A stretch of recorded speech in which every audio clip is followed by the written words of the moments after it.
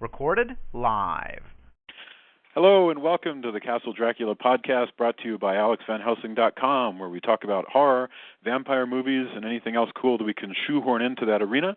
Today, in anticipation of the upcoming vampire movie with Colin Farrell, we're talking about the original 1985 Fright Night, starring Roddy McDowall and Chris Sarandon. Now, bear in mind, if you haven't seen this movie, we're going to be talking about it from the perspective of horror fans who have, so warning, spoilers ahead. I'm your host, Jason Henderson, author of Alex Van Helsing, Voice of the Undead, which comes out from HarperCollins July 26, 2011. So get this, that's right around the corner, so now is the time to order at Amazon or your local store. Send me a note when you do. With me are Drew Edwards, the creator of the long-running horror parody comic Halloween Man, which you can find at HalloweenMan.com. Drew? Hey, how's it going? Tony Salvaggio, writer of comics like Psy-comm from Tokyopop and Clockworks from Humanoids. Tony? Howdy. And attorney Julia Guzman, who with any luck will provide us with mockery and a much-needed female perspective. That's right, token female present. Okay, this movie is 26 years old, and I will spare people a blow-by-blow synopsis. Here's the gist of the movie, and then we'll get into the commentary. All right, Fright Night, if you don't know or need to be reminded, tells the story of Charlie, a suburban teenager living with his mom, who comes to suspect that his next-door neighbor, the suave and sexy Jerry, the wearer of Cosby sweaters, is a vampire. Very quickly, Jerry makes it clear that Charlie is exactly right, and while Charlie tries to enlist the aid of TV horror host Peter Vincent to fight the vampire, Jerry threatens everything and everyone in Charlie's life, and after Peter is convinced that Charlie is telling the truth, Jerry the vampire kidnaps Charlie's girlfriend, Amy, in order to turn her into a vampire. In the end, Charlie must destroy Jerry in order to free Amy, because before she becomes a vampire fully, which Charlie does in a major action scene through Jerry's huge, creaky house. And I've left out all the awesomeness of this movie. That description could make you actually think that this is not as exciting a movie as it is, and it totally, in my opinion, is. You want more than that, though, go to Wikipedia or YouTube, where there are some awesome reviews. So I want to get first impressions. We'll go around the horn. It seems like last time when we talked about Van Helsing, I think we did ourselves a great disservice, although it was probably easy to talk for an hour about a movie like Van Helsing. This time, I think we have a slightly better movie. First impressions. Drew, tell us what you think. I love this movie. My enthusiasm may be overwhelming. I can't exactly precisely remember the very first time I've seen this movie. I saw it when I was a kid back in the 80s. I immediately loved it. It's got amazing pre-CGI gore effects. Yeah. Roddy McDowall is great as a homage to both old horror hosts and, of course, Hammer movie horror stars. And not only that, as an adult, I appreciate it as sort of a precursor to films like Scream as a sort of postmodern wish fulfillment horror fan, because I can tell you, as a teenage horror fan growing up, for some reason, you always have this nagging thought in the back of your head: if I were ever to actually enter into a horror film, would I be the hero? And of course, in this movie, Charlie does just that. And yeah. It's a fun, great, at times even kind of creepy 80s vampire movie. It's just a hoot. We need to when we get into context in a minute after first impressions, I want to talk about what that might mean, what an 80s vampire movie is, because that's, to me, that's huge. Okay, Tony, first impressions. Oh, I watched it again, and I haven't seen it in a while, but periodically I go back and watch it, and it's awesome. It's like everything I want from, 80s horror, or this kind of 80s horror where it's kind of got a little bit of comedy and kind of self-awareness. Like, it's its own thing, you know?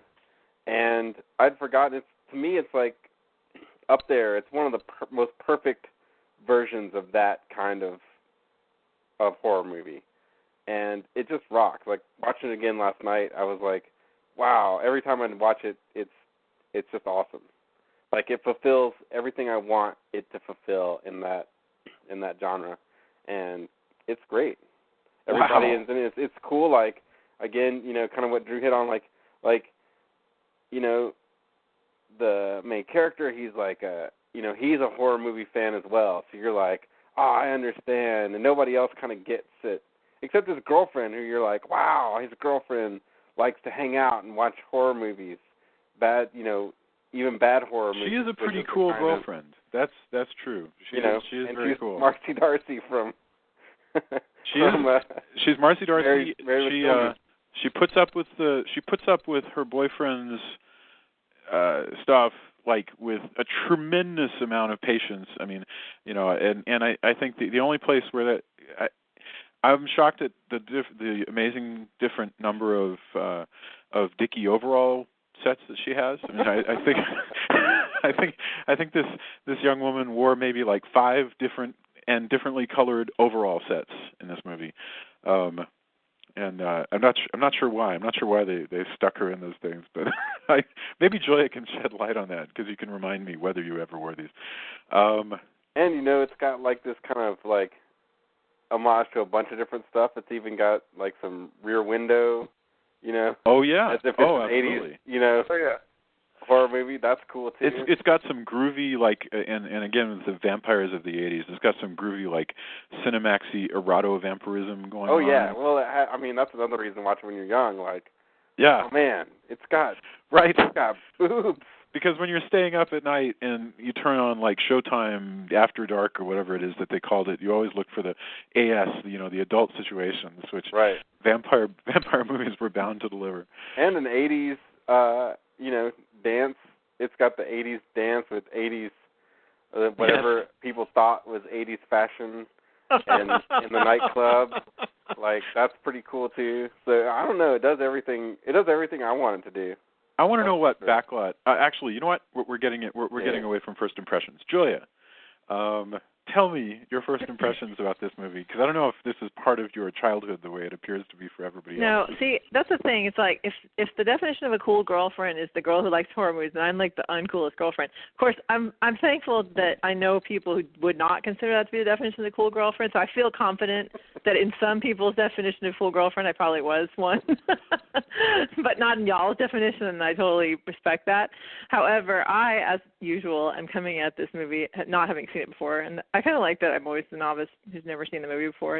I get to kind of introduce the, the first timers, like not having seen this in the 80s when it actually was at home with itself. But no, I'm pleased with the movie. I don't love it as much as you guys do, but I liked that it actually did what Van Helsing did not do, which is realize that it was funny, and kind of go, okay, I'm okay with the fact that I'm a funny movie, and I'm also going to be a creepy movie. But I had not seen it partly because I was afraid to be afraid. I thought it was going to be terrifying, and it's not terrifying, but there are some creepy things. Man, there's some like effects that are just scary.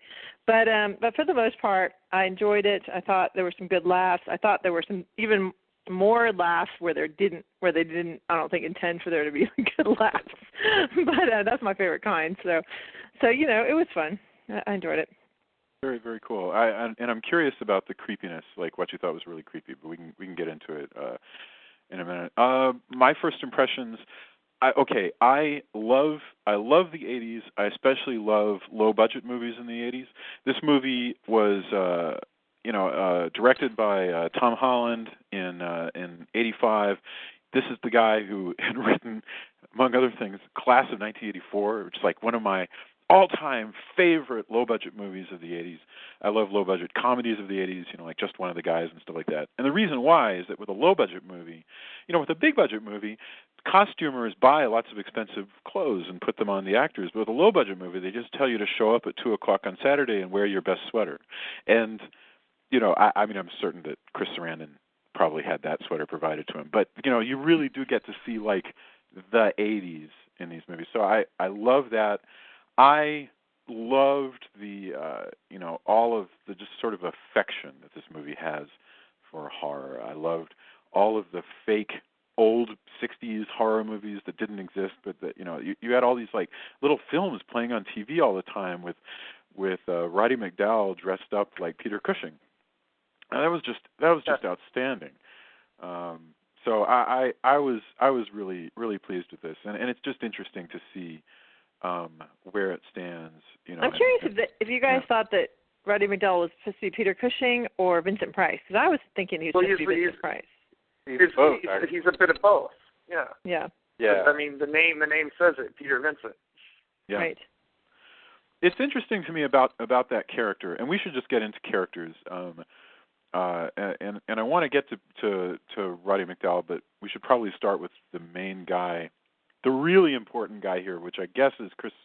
Boy, I just feel this gravitational tug to talk about Roddy McDowall in this movie. But I want to talk about Chris Sarandon first. Well, you can start with Roddy McDowall because he's the first one we see. Remember, because we start with the movie. Yeah, starts you're right. The movie starts with the vampire, with another vampire movie playing, and you kind of think that you're hearing the actual movie, but you're actually hearing a movie inside a movie. And that part cracked me up because. Huh? Okay, so we'll start with Roddy McDowall, because I think if there were no Roddy McDowall in this movie, this would not be an interesting movie. I don't think anybody would remember it. What I was going to say was that part cracked me up, because when you see Roddy McDowall, he's about to stake a vampire, and he's holding the stake backwards. Oh my gosh! gosh! I thought, like, from the beginning, I'm like, okay, this is a funny, and then the fake kissing noises and all that stuff. It was just, I knew it was supposed to be funny, so I was like, okay, at least I know this one's supposed to be funny and not, accidentally funny. So Roddy McDowall, Drew, you said that this movie is a big part of your childhood. I take it that Roddy McDowall's portrayal here is a part of that? Oh, absolutely. I mean, when I was a kid, I wanted to somehow, I knew they didn't exist. And as a horror geek kid, of course, I knew that they were referencing Hammer. But, I found myself wishing that I could go back and somehow find these fake vampire movies and Peter Vincent. I love the concept of Peter Vincent, vampire killer, and also once you get into the guts of the movie, where he's this sort of almost like an Elvira, where it's like he's an actor that was portraying a role, but the role somehow eventually took over his whole life. Yes. To the point where by the end of the movie, he's actually living out one of his own movies, but he's not entirely sure he wants to be there. He's not perfectly brave. He's point of fact, at times rather cowardly. Yeah. But it makes when he finally musters up the courage, and sort of drops the act, because when he first goes to confront the vampires, he sort of immediately goes into his Peter Vincent vampire killer character. Yes. And then eventually he overcomes that and literally becomes a real vampire killer. But it's endearing because he actually has this sort of hero's journey. He's not terrified. A fully formed. Yeah, he's not a fully formed, like, he's not the Hugh Jackman character from the previous movie. He's not even the Peter Cushing character that he's sort of spoofing. Yeah, he's also not like one of the Frog Brothers either. Like, you think he's gonna be, because he's like, oh yeah, vampires, of course, and then he kind of realizes, like, wait, you're serious? I don't. Wait a second. No, I'm not really a vampire hunter.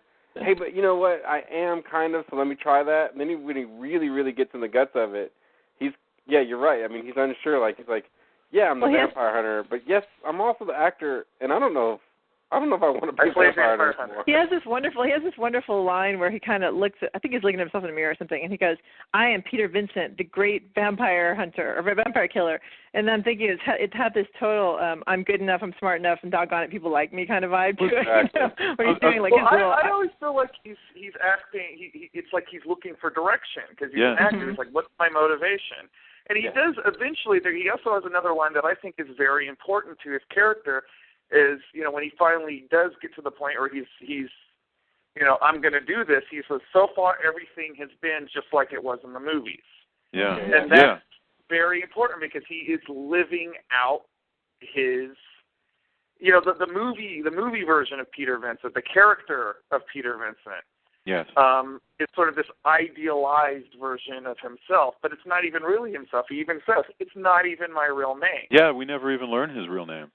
He's Al Lewis, fully become grandpa in a sense, you know. And then he sort of crosses over to the real thing when, at the very end, pretty much when he's holding out the cross to the I can't remember the bad guy's name. Jerry. Jerry. To Jerry, and he says, you know, and it says that's not going to work with me because you have to have faith. So then he kind of pulls it back and then he pushes it out again, and it's kind of like this. How about now? Does it work now? And all of a sudden he's like, whoa, what happened? You know. Where? So I think that's kind of the moment when he actually accepts it and goes, you know what, I'm doing this. About that. This is real. That was actually well, I'll let it go. I mean, that's going to be a mulligan. There's a lot of mulligans in this movie, and that's one that I'm not completely certain about. Where you know the rules of whether the cross works seem to kind of float, and and that's okay. Well, the cross does work. You just have to. It doesn't work universally. I feel like they plan it out. Like for a really old vampire like Jerry, you have to have. You have to augment the power of the cross with your own faith. Yes. You have to believe in it. Like an atheist could not just whip it out, you know. But you know, for Ed, who gets, you know, poor pathetic Ed, who gets just turned into a vampire, it's gonna scorch him and leave a permanent abrasion. Yes. On him. I feel like the dialogue covers that pretty well. Ed, evil Ed, yeah, the squeaky guy. He doesn't turn into a vampire. He turns into like a werewolf. No, vampires can turn into wolves. Why is that? Right. So can you somebody explain that to me? Because that confused the heck out of me. Where? Chapter 18 of Bram Stoker's Dracula. Dracula can turn into wolves. And what page is that, Mr. Henderson? what page and what paragraph? No. It is turning into, you know, that actually is how Dracula gets off the Demeter onto. Oh, I did not know that. I was so confused by that. I was like, well, is he a vampire or is he a werewolf? I don't understand, because at one point he's a vampire, and okay, I didn't know that there was. Wait till you see Fright Night 2. You'll be even more confused. Well, also I thought it was funny that Charlie, like, the cross always worked for Charlie. Yes. Yes, he is Charlie's credulous. Charlie's a man of true faith. Yeah. But, like, you know, Peter Vincent. He really is. You know, they automatically go, whatever, Peter Vincent. And, like, you know, it doesn't even matter. But for Charlie, it always works. I thought that was kind of interesting. You know, the other thing I was thinking about Roddy McDowall. First of all, I just watched another Roddy McDowall movie, like, just a few days before watching this. And that was, The Legend of Hell House. And I love that movie. God bless, that's a great movie. I mean, just outstanding. And Roddy McDowall turns in kind of a variation on this part, in a sense, in that he is closed off and he has to actually open himself up to be willing to fight. And I was, in this movie, and of course it's just not this kind of movie, I was begging for a little bit more Joss Whedon-y kind of earnestness, where it would have been nice. After you have Roddy doing his I am Peter Vincent, the Great Vampire Hunter, I wanted a full-on Inigo Montoya scene there. It would have been great to have him be, like, probably beaten to a pulp and having to dredge his body up again and keep repeating his mantra as he plunges forward. I'd like to see, you know, something more like that, because I think there's a lot of opportunity there. Nevertheless. Maybe in the remake. Yes, maybe, although the concept of a TV horror host is such an antiquated one that actually I don't know if that's true. If we have younger people in the audience, and we do have a few people who, you know, when we open it up at the end, I'm curious if younger people even know what a horror host is. I can tell you it's not a completely lost, from personal experience, it's not a completely dead form. And would that even matter? I mean, this is another thing. Would it even matter if anyway, the point is they've changed it now. So now, because people he's a magician in the new one, he's a magician, which I think is, by the way, that is kind of stupid, because if you're going to get rid of the idea that he's a TV host because that's antiquated, but change him into a stage magician, I don't know. I don't know where to go with that. I don't know. Well, I mean, that's a discussion for when we actually do Fright Night 2011. Okay, let's talk about Charlie. Drew, you're the best offender. What? Give me your take on Charlie. I can say Charlie. I feel like he's a wish fulfillment character. You know, he is the horror fan that actually gets to go up against a bona fide real monster and triumph. Yeah. Now, I think Chris Sarandon plays him about as well as you can play a wish fulfillment character. I mean, I don't feel like William Ragsdale. Just to throw. Yeah, it sorry, Chris Sarandon. I'm getting Chris Sarandon is Jerry. Yeah. William Ragsdale. He plays him about as well as he's a teen actor in an '80s movie, and could he have been? I will say this. I think overall he's a very compelling character for what you have him. You feel empathy for him. That absolutely no one believes him. And admittedly, there are parts where if I were to run across this guy, I would think he was insane because he's just raving. But what's really happening is he's fearing for his life. And I think Ragsdale plays that off well. Yes. But there's one part in the movie that bugs me, since he is supposed to be this horror fan, is the part where he goes and sees Ed.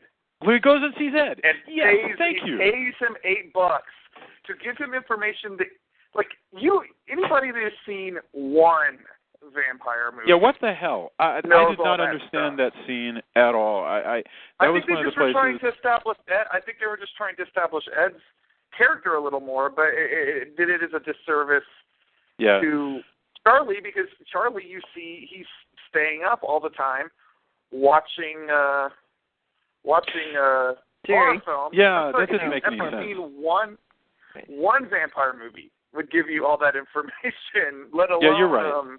I think they were trying to give Ed stuff to do, but that scene, there are a couple scenes here where Charlie's character is not well served by the script, and I mean no disrespect to Tom Holland, but that really scene from the is beginning. lazy, I think. I mean, from the beginning, whenever the scream next door, he hears the scream, he's over there and he kind of stares, and he has this, I'm sure it was nothing, kind of look, and then the next day, so it's he doesn't even bother to check out, was everything okay, even though he's seen all this evidence that something horrible has happened.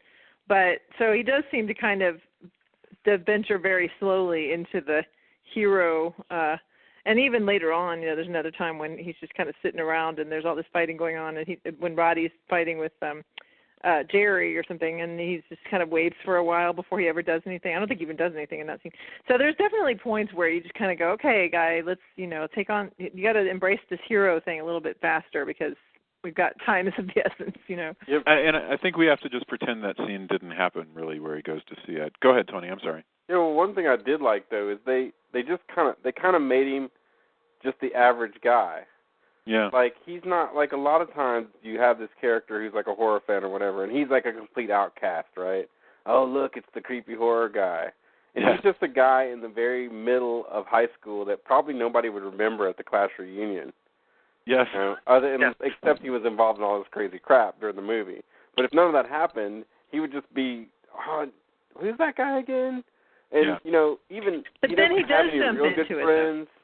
And, even Ed, Ed's the weirdo. Ed's the kind of weirdo outcast. And even he kind of doesn't, he has to pay Ed to help him. Yes. They're not good friends. Well, they happen that's to be actually friends, and they kind of put up with each other, but it's it's not like one of my favorite kind of 80s horror movies, Trick or Treat, where you have, the outcast guy and then his buddy. Thank you for mentioning Trick or Treat. But they're kind of a more typical, somebody on the fringe, and then the buddy who's kind of more into things, and everybody just goes, oh, it's that guy's kind of more normal friend. And they've kind of flipped that a little bit with this movie. Yeah. And I thought that was kind of interesting. He's just a guy, and he happens to like horror movies, but it's not, too many times I think during that period, especially now, if somebody's going to be a fan, it's all about horror, and there's just this weirdo outcast, and you see, let me mention everything, and let me mention crazy obscure facts that don't even really make sense or whatever, Yeah. And you're right. left him as the everyman. I thought that worked pretty well. Well, but at the same time, true. that scene still makes him look a little. I don't know, but then again, what? Oh no, that was silly. What he asked for is silly, but what I'm saying is his character in general. Yeah. is pretty cool because he's just like a guy who really, really likes horror movies. They didn't like overburden it. And, you know, a lot of times a lot of horror movies tend to do that. Like, everybody's on the extremes, right? The jocks are on one extreme, and this guy's on the other extreme. This guy's just kind of like a guy. He's got a, you know, kind of average just a guy who's girlfriend making it. Yeah. Who likes, you know, likes hanging out with him, and they watch horror movies together and stuff. And then he's thrust into this kind of like really crazy situation that, you know, he. You know, when Jerry figures out, the moment that Jerry like reveals that he knows that Charlie is onto him, it does get genuinely scary. There. Yes. Well, I think the reason he does sort of once he finally does kind of embrace the hero role is because his mom is in danger, which I think is kind of a neat little piece where it's like, you know, well, I would have just let this go and pretend I didn't see anything, except that now this guy's after my mom, and he's all. I love this part where he's, you know, where Jerry comes into the house and says, "Oh yeah, I would never come over without being invited, but now that I have been, I'll come over whenever I want." And then he's like to the mom, "Oh, of course, if she's okay." It's like, dude, but you know, that's pretty terrifying. If this, you know, whatever kind of predator, it doesn't have to be a vampire, just some predator is, you know, dating your mom, you're going to be kind of to get a little bit more of man of the house kind of role, I think. That's right, just this encroaching guy. Mm-hmm. Yeah. So, all right. So that's good with Jerry. How about let's talk about Charlie? I'm sorry. Yes, Charlie. Let's talk about Jerry though. Let's talk about Chris Sarandon, because I think this movie really is dominated by these two wonderful, you know, adult roles. You know, by the way, Charlie, by the way, was probably, you know, he's playing a teen. He's probably in his 20s, but yeah, Chris Sarandon as Jerry. Tony, you want to start with Chris? Sure. I thought he was pretty interesting. I mean, he's a vampire named Jerry for one thing. Like, it's just kind of like, okay, you know, he doesn't have any extra like, oh man, this guy has this crazy history. He's come from somewhere, but you know, he's like a pretty suave 80s kind of playboyish looking guy who, you know, likes to date hot chicks evidently because who doesn't really? You see him, and then hot 80 from the 80s perspective anyway. You know, like the blonde girl that you see, she's definitely like Skinamax, kind of has a Skinamax look about her. Yeah. And then, you know, he shows up. I guess he does this from town to town until he gets driven out or gets bored, and I guess goes from town to town. You get this impression, and then he doesn't like to be discovered. I mean, it's kind of weird though. Maybe he does. I like to think that maybe that's his. He's not very good at covering it up. Yeah, he doesn't window open. And well, he has the carpenter guy who's like his Renfield, who's also kind of a weird zombie. I thought that was kind of cool. Like that this guy's Renfield is just like actually like a handy person to have around and actually pretty competent. Yes. And you know, he's got this dude around who, and although they're really close, you know. Like, yeah, okay. There was very much of a kind of a homoerotic. I don't know, whatever. I mean, maybe they've been around together for so long. They're just like, hey, we just hang out a lot, like we're real close. Actually, to be honest, until Jerry put the make on Charlie's girlfriend, I was getting a distinct homoerotic vibe off of this vampire. Well, I mean, definitely he's with the girls because I mean that's part of. Well, that's true. You see him with these girls. So yeah, why no, does he have to be exclusive? He's a vampire. He's a vampire. I mean, you know, he can have a boyfriend and a girlfriend. He can have 12 of them. I mean, Dracula had 3 wives.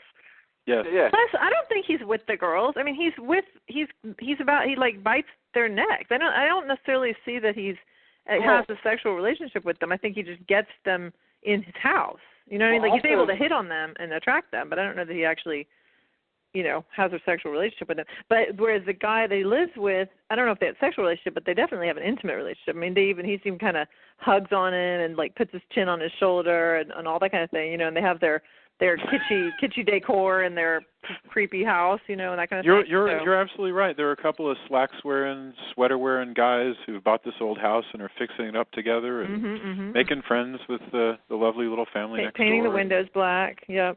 Yeah, no, also, they're doing. Randomly, Jerry has a old painting of, you know, the girl, Oh God! Starts Can to you go please into, just smack me in the head? Stupid.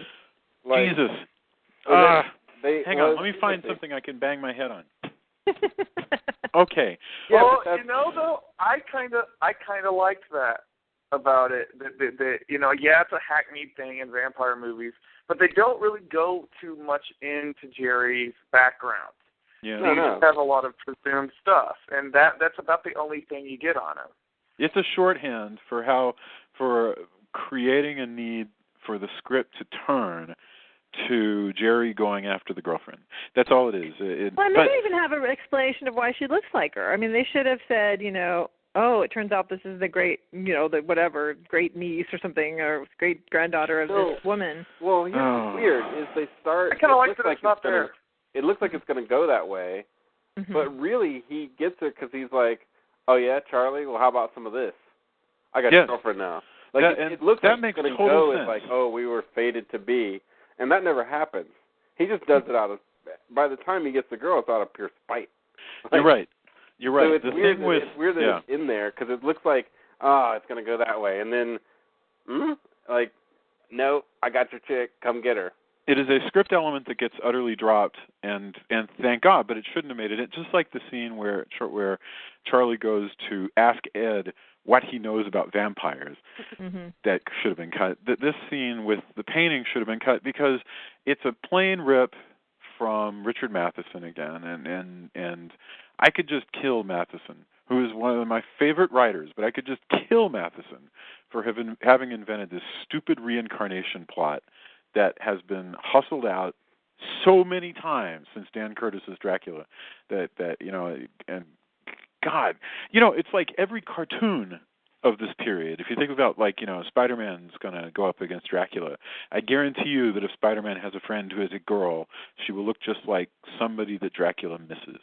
And I just hate that plot. So anyway, it sneaks in and then we never hear from it again. So I probably need I probably don't need to overreact, but there you are.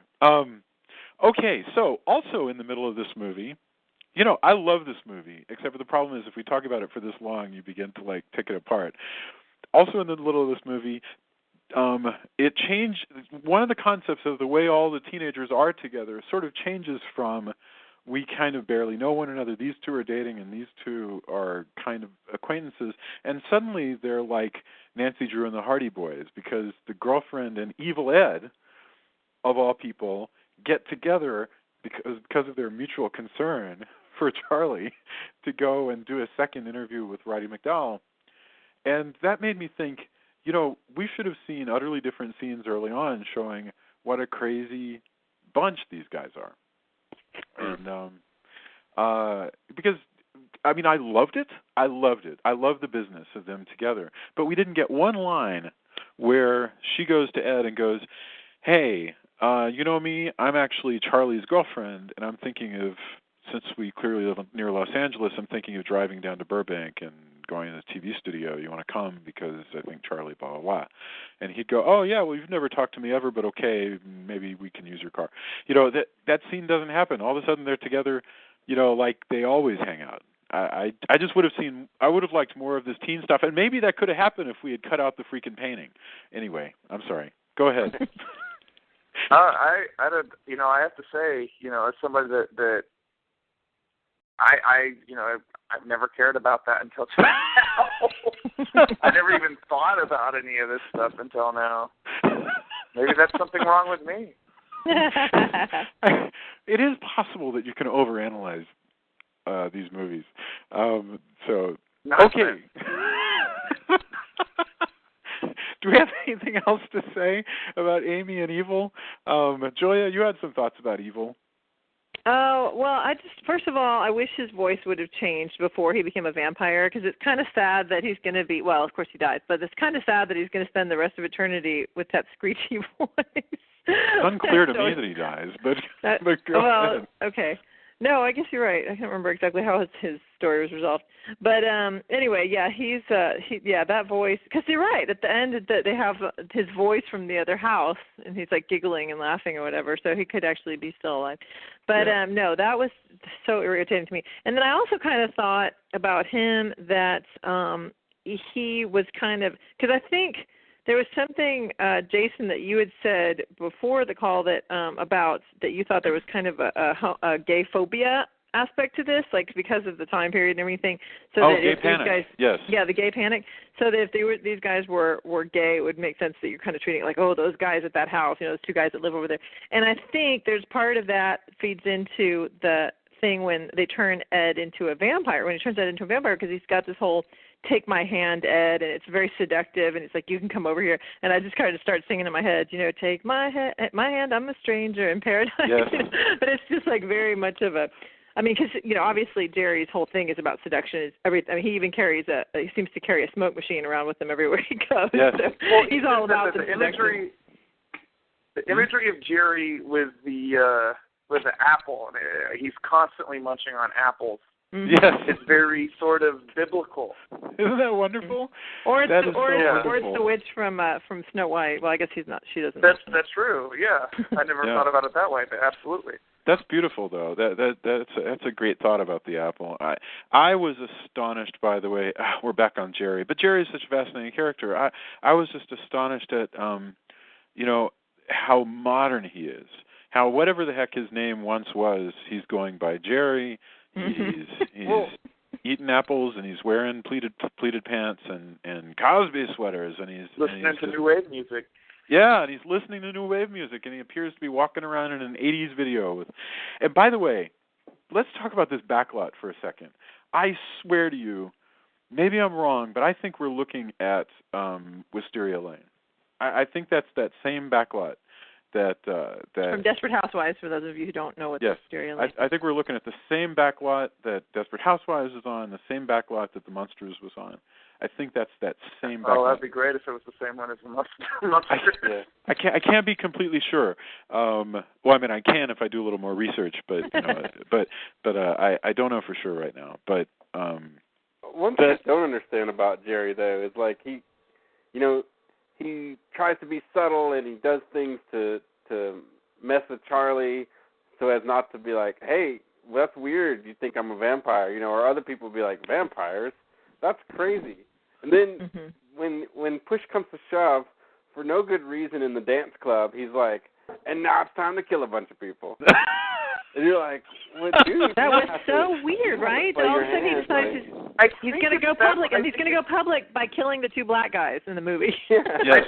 I think it was at that point he was fed up, and ultimately I feel like the way Chris Sarandon plays him, he's got a little bit of Bela Lugosi, with the way he uses his trench coat and his sort of body language, but he's got a whole lot of Christopher Lee.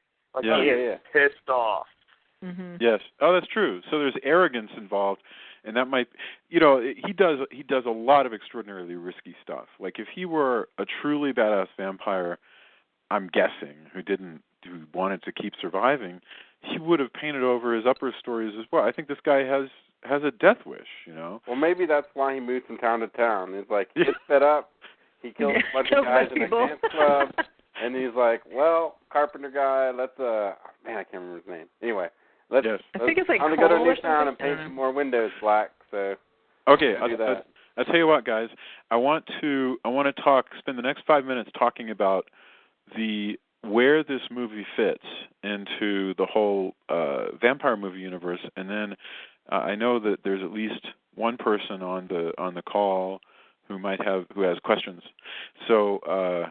Well, I want to say about that just that as far as the actual vampire. General thoughts and also where it fits. Go ahead, Joy. Yeah, just about the vampire himself. That's what I was going to transition into anyway. Is the vampire that he turns into? That's when you asked me what was creepy.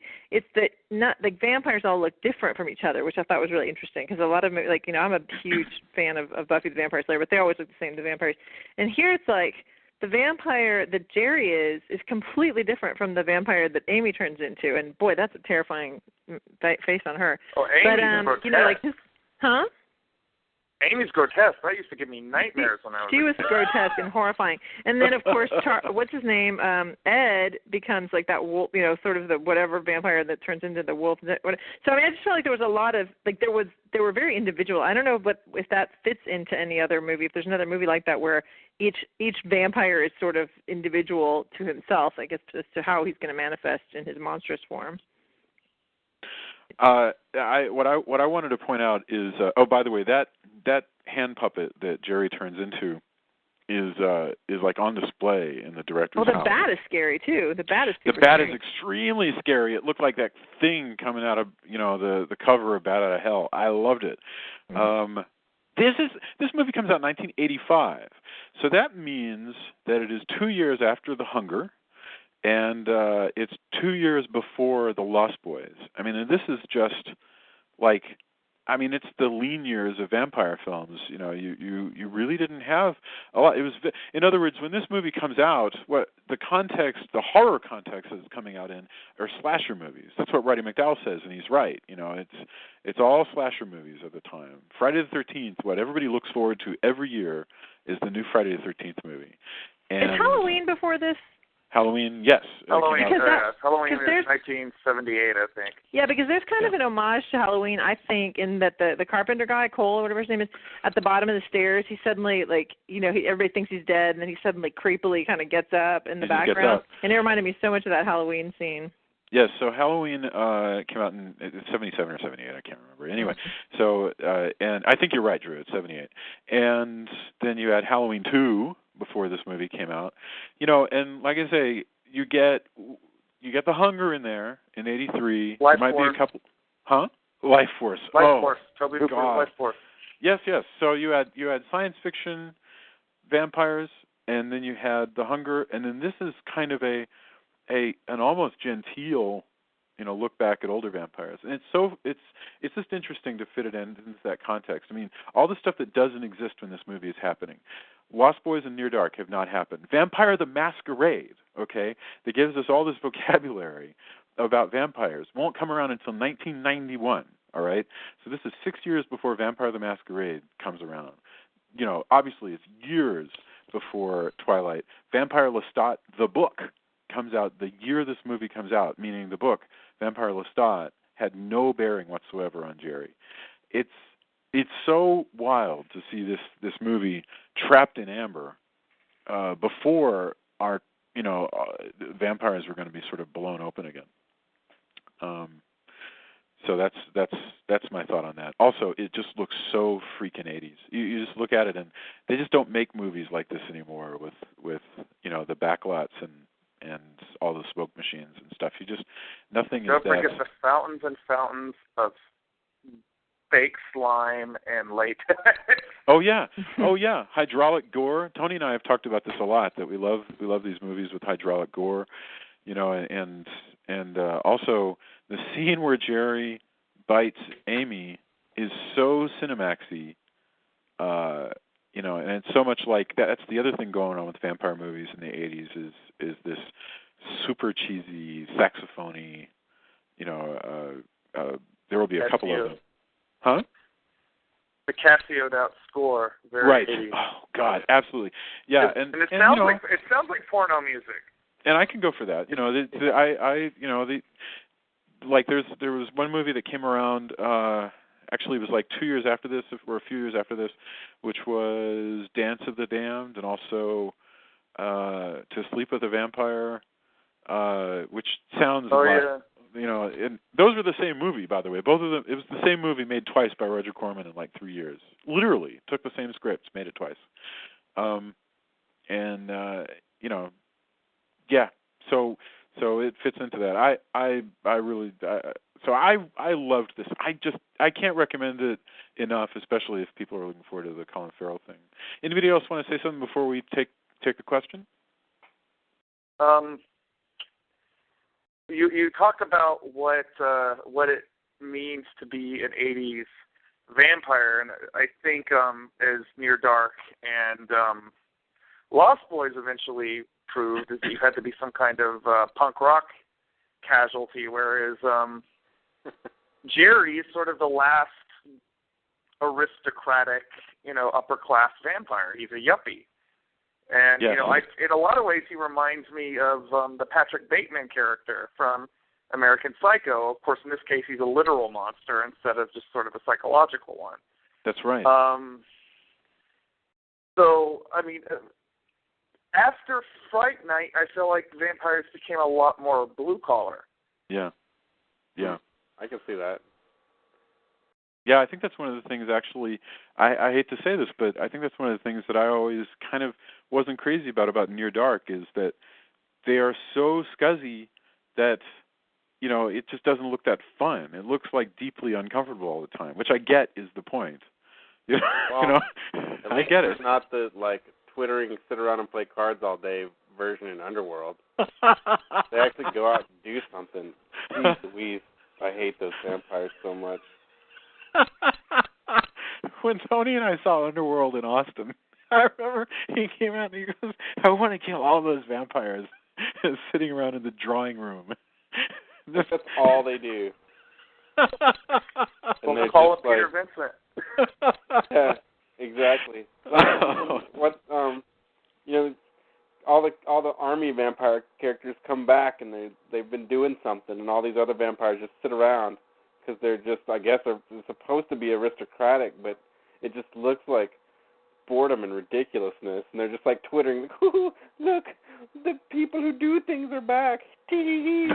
You're like, oh man, if that's what it's like to be a vampire, just sign me up for the werewolf side, because I do not want to sit around and play bridge for eternity, laughing at the people who are actually getting stuff done.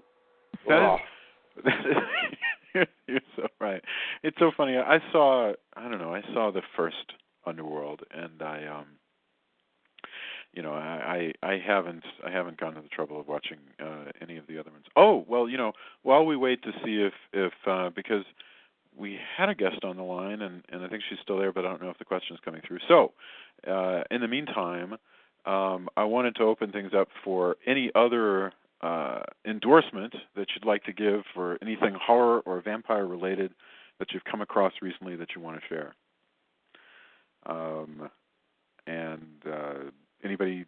Anybody think of one? Do you want me to pick one of you at random? Oh, I have something. If no one else does, I have something to share with the class. Go crazy. I would like to share the very it's been put out in the last year or so. Saga of Solomon Kane comic book collection put out by Dark Horse Comics, and of course that is Robert E. Howard's Puritan Monster Hunter. They've taken a lot of his old pulp stories and put them into comic book form back in the 70s and 80s. Well, Dark Horse was kind enough to take all of those and slap them into one phone book-sized black and white comic book. Great. That sounds fantastic. The pages are gorgeous, and if you're a fan of both monsters and pulp heroes, which I am of both, that you would do well to pick this out. And Solomon Kane, of course, is the actual namesake of Solomon Hitch, the character in my comic Halloween Man. Little plug there. Of course. And this is a hell of a lot of fun. I mean, I plowed through this in probably a matter of days, even though it's very big. And if you're a fan of old comic books, and there's even a story arc where Solomon Kane fights Dracula. So there you go. Oh wow, I have to read that. I absolutely have to read that. Did either of you, my brother, were any of you able to get a hold of the movie? Is it out on DVD or anything? It just kind of disappeared. The Solomon Kane movie? I still haven't seen it. I really want to. Yeah, it looked like it was going to be at least worth checking out once, and then I heard it was good. Yeah, it just disappeared, which is kind of a shame because I was pretty excited about it.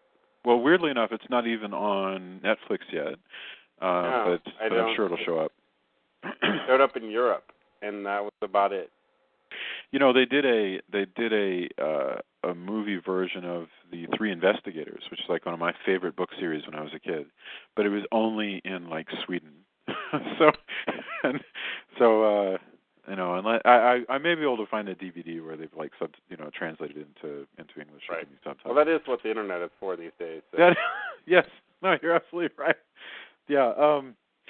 So I just, on general principle, want to endorse Netflix streaming. I mean, my life has been just utterly changed by having that available for classic vampires. I've been watching, I watch Netflix over the Wii, which is like super easy, and I've been watching, Mexican horror movies. I've been watching. And I watched British Buffy the horror Vampire movies. Slayer for years, and now I'm so happy to have that available to us. Every episode of Buffy the Vampire Slayer, a bunch of Hammer movies. Just so I watched when I was cleaning up the garage. I watched Dracula's Daughter on Netflix streaming. They just have so much stuff. What I just put into the queue is Hercules in the Underworld, which is an Italian horror Hercules, Sand and Sandal and Monsters movie with Christopher Lee. That's on there. I mean, there's so much stuff, and it just blows my mind. I mean, it's the kind of thing that before Netflix existed, I could get some attention by like knowing a lot about movies that were out there that nobody had ever seen. And Netflix is just changing all of that. Because I've been watching a lot of those French like vampire movies, like the trashy ones. Although only some of them are subtitled.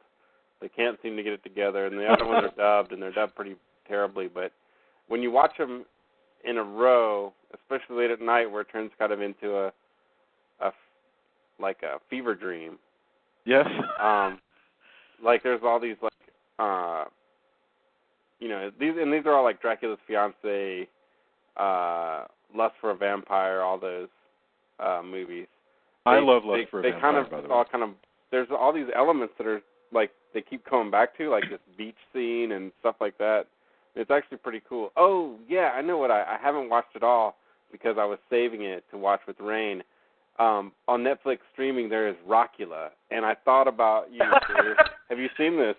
No, I've never I saw it when I was a little boy. I haven't seen it in years. But, I think you need to stream it because I wanted to watch it all, but then I was like, maybe I should watch this with Rain. It is so bizarre and so just. So I just pulled it up. It's more spoof. 80s. It's so weird.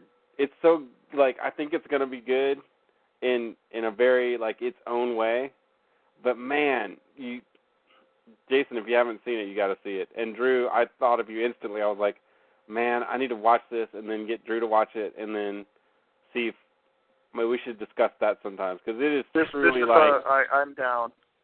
Yeah, that sounds fantastic. Very, 80s. It's very much self-aware.